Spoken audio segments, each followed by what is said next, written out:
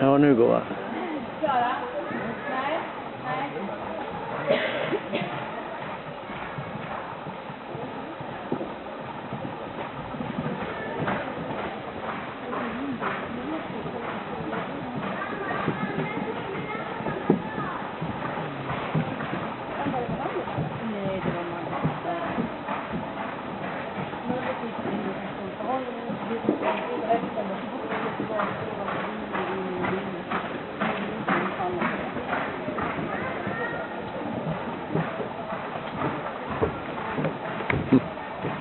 Vart det? Jo då.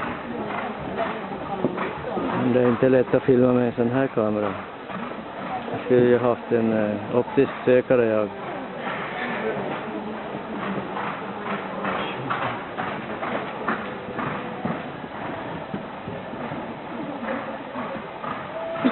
Titta på Emma hur hon rider. Otroligt. Duktigt. Det går jättebra. Ja. Bra. Det var faktiskt så. Det var den första som blev felfritt i fas 2, vilket innebär en ledning då förstås. Tiden 28,3. Startnummer 9.